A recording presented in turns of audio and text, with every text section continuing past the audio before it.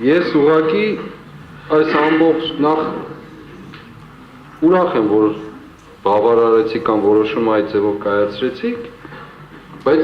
առանցքային նշանակություն ունի այդ հարցը։ Ինչի հիման վրա են ապացույց մարդիկ ներկայացնելու։ Օրինակ, շենքեր գրավելու մասին,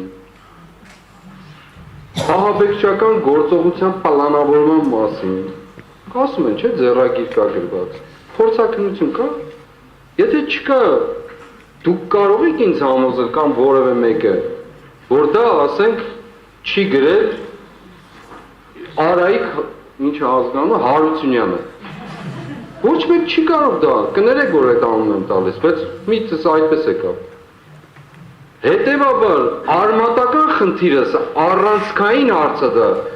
6 ամիս շարունակ այս գործը գտնվում է մարդիկ կալանքի տակ, հիմա մյուս երեսնել կգան, պատվարժան դատարան։ 6 ամիս շարունակ մարդը խորհրդարանի ամբիոնից գլխավոր դատախազ հնչեցրել է, որ փորձաքննության պիտի ենթարկվեն, թե ձեռագրաբանական եւ թե նաեւ տեսալսողական։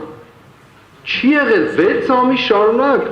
բայց մարդիկ բանտերում, կալանքներում, տնից տեղից կտրված, զրկված, ինչի իման վրա։ Սա հարցը, բարոյական հարցը։ Երկրորդը, այն որ ասում են Գալստանյանի բնակարան եկել գնացել են, այս մարդ չկա, որին բնակարան չի եկել, բա իրանք ինչեր են կողմը նստած։ Անկեղծ եմ ասում, հավատացեք սարկազմ չկա ասածից մեջ, այստեղ մարդ չկա, հələ դեռ մի 100 անգամ ավելի էլ դրսում երևի, որին բնակարան չի եկել գնացել։ Ինչու են իրանք այնտեղ այդ դեպքում, ինչու են այս 18-ը։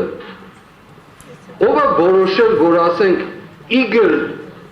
Սարգսյանը խոսում է, հանկարծ Իգոր Սարգսյանի խոսքին կծվում է Իշխան Սաղաթելյան, որ այնտեղ չի։ Այդ ոնց եղավ ապացույց դա, ես ուզում եմ առանցքային խնդիրը լուծել։ Դուք լսել եք այդ։ Այո, լսել եմ։ Ես չեմ լսել, հարգելի։ Պատվարժան դատարան, դրա համար հրապարակավ, այստեղ պետք է հետազոտվեք։ Բան չեմ ասում, ընդունում եմ, բայց մինչև այդ հետազոտումը հաստատված փորձաքննություն կա, որ սա ճիշտ է, 6 ամիս է եղանցել այս գործից, 6 ամիս։ Մի ամիս առաջ չի եղել, 15 օր առաջ չի եղել, 6 ամիս։ Խոստումը հնչել ազգային ժողովի ամբիոնից, գլխավոր դատախազի կողմից։ Եթե սրանք արժեքներ չեն, պատվարժան դատարան, հիմա վերդիկտ տվեք գնանք։ Եթե սա արժեք չի, մեր պետության մեջ համակարգում, բա ի՞նչն է արժեք։ Այդ խոսքը արժեք չի, նշանակություն չունի, ինչ է ասել այդ մարդը։ Նշանակություն չունի, որ 18 հոգու կյանքի վրա ազդել է։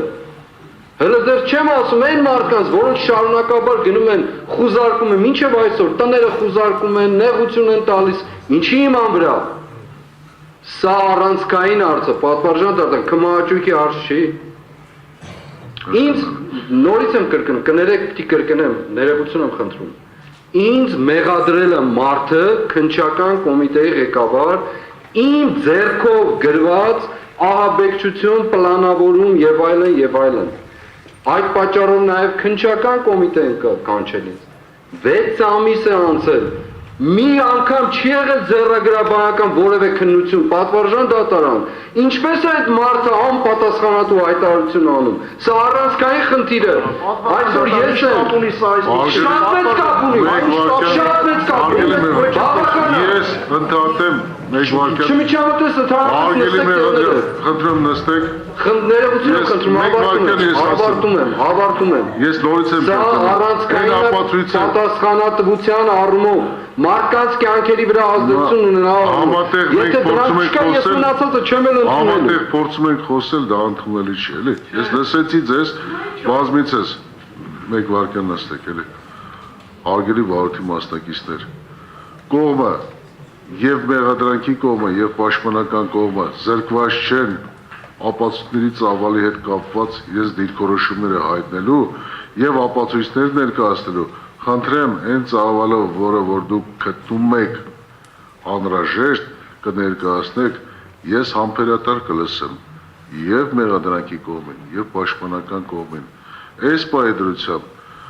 Մեղադրանքի կողմի դատարանը լսեց, բայց դատարանի կողմից պահանջ եղավ, թե ինչ ձևով պետք է ներկայացվի։ Այդ պահանջի կատարման համար մեղադրանքի կողմին նաև ժամանակ տրամադրվեց, որպեսզի ներկայացնի։